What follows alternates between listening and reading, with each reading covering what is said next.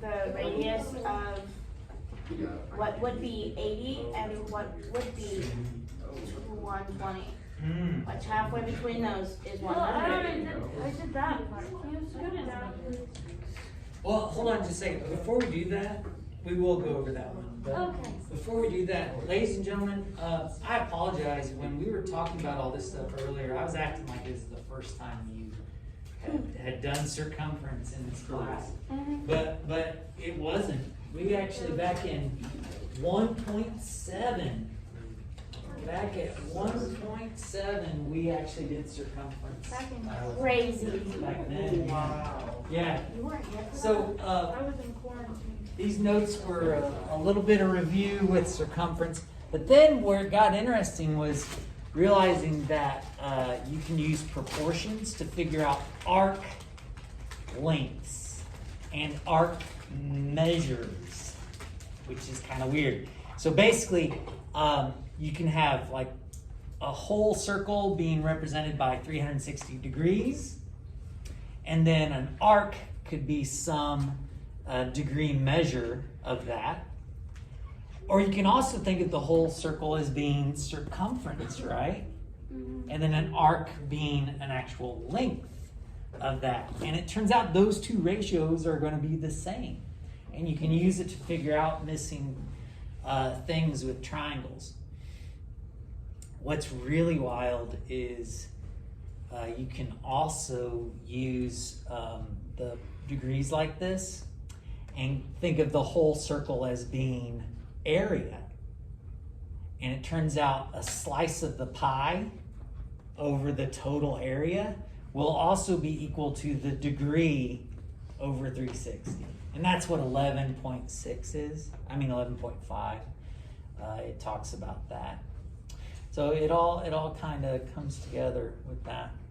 Well, we did some examples. Some were just using circumference. And by the way, a revolution is one time around, right? Yes. And so we did some of that. We also talked about how you can have exact answers versus rounded answers. Are you guys okay with that? Yeah. Exact answers in terms of pi. We had a bunch of problems where we actually used this to find the length of an arc. Yeah. We had one where we had to find the circumference, given other information. And we did one where we found the measure of an arc, which is the degrees. So we're looking at all sorts of different possibilities. And I believe where we left off was example 6, where we were finding the distance around a track. Yes. But what was tricky about it was they specified that you weren't running on the outside edge of the track or the inside edge of the track. Where were you running? The middle. In the middle. So we had to do a little bit of thinking to get that, didn't we? So yeah, out to the outside edge is 120, but out to the inside edge was 80. Well, you take that difference and cut it in half. That's puts you at 20. So the radius for it's going to be 80 plus 20, which is 100. Why did we, because I'm seeing half circles here, why did we just do the circumference of one circle? Because half circle plus half circle equals full circle. I got it, yeah, half and a half makes a whole. And where does the 600 come from? I only see 300. You can move the bottom 300. Oh yeah, you gotta do that top and bottom, don't you? Sweet. Wow, so were we able to figure that out? Yep. Yeah, we were on number 7. That's exciting. All right. Well, I guess we should go to example 7 and see what they're making us do here. Let's see. Find the total circumference of the circles. Okay. And I think that's supposed to be a 32. I think. Let me double check. Yeah, that's what I made it, is 32. Oh, I think that makes sense though, doesn't it? isn't this length right here, the length across two circles? And what does this say right here that the length of one circle is? 16. So I think that is 32. Well, find the total circumference of the circles. Anybody got a game plan? Diameter is 16 Diameter 16, got it. on both circles. Oh, okay. So what are we gonna do? Circumference equals pi diameter. Circumference So equals pi pi d, and so we get one of the circles to be 16 pi, but because there's two of them, we will double it, and we will get 32 pi. What's our units? Centimeters. Centimeters. Now that's an exact answer. What would be a rounded answer? 100.53. 100.53 centimeters. Does that sound good to everybody? Cool. That wasn't so bad, was it?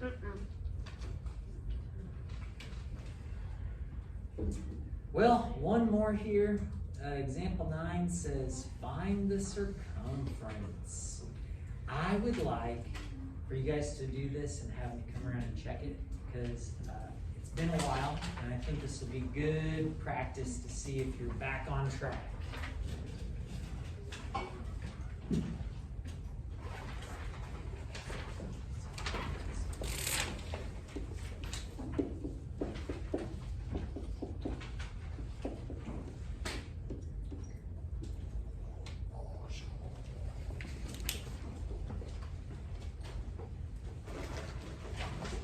Oh, let's do, oh, you guys probably It's already a knew this, pi. didn't you? Nearest, I don't know, you gotta round your, do you have to round your answer? Maybe not. You do? No, this is, that's right. It actually turned out Yeah, it turned out or right. pretty nice. Yeah, that's right, that's right. Yeah.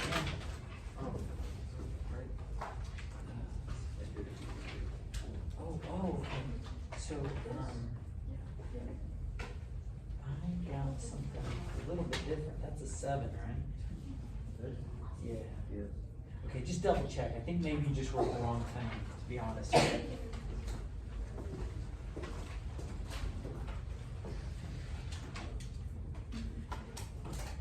Oh, nice. Hey, once I check you, would you mind to just do a little bit of practice on page 749?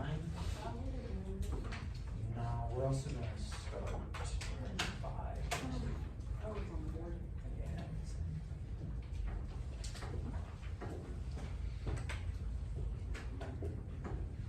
Yeah.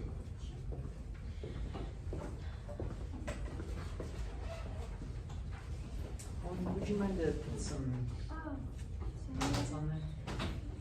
Yeah.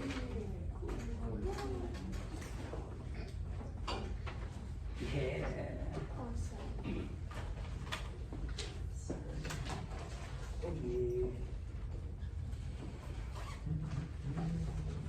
Hey, there we go.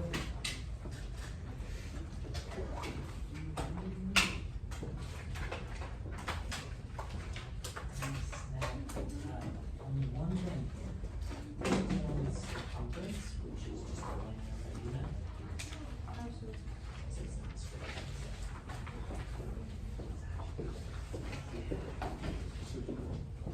Victoria.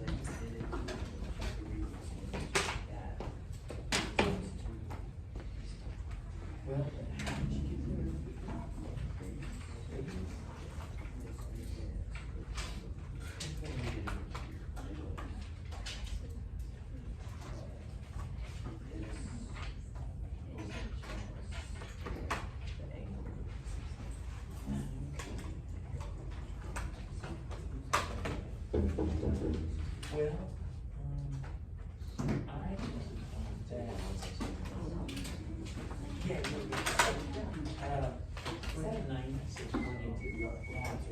okay, and then that X there, that's just the circumference. Once you use that answer, you're done, man.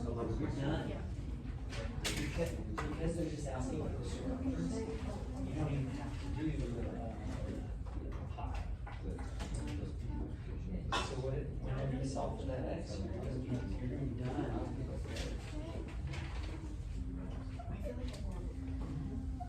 All right, ladies and gentlemen, let's take a look at this. Make sure I checked a lot of people, but I don't think I checked everybody yet. So it says to find the circumference. Are we given a radius or a diameter? No.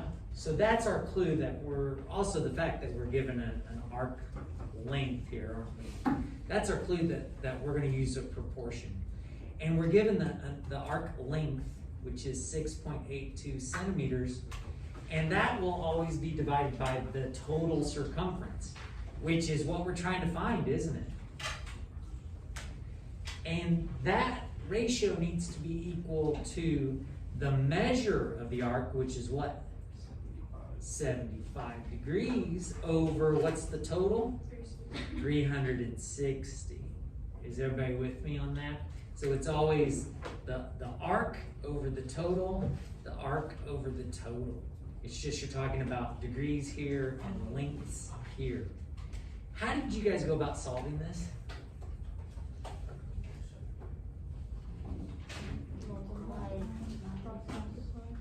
So did you cross multiply? Which, mathematically speaking, you're actually multiplying by both denominators is how you get at that conclusion. But it always works, doesn't it? So you get 75C equals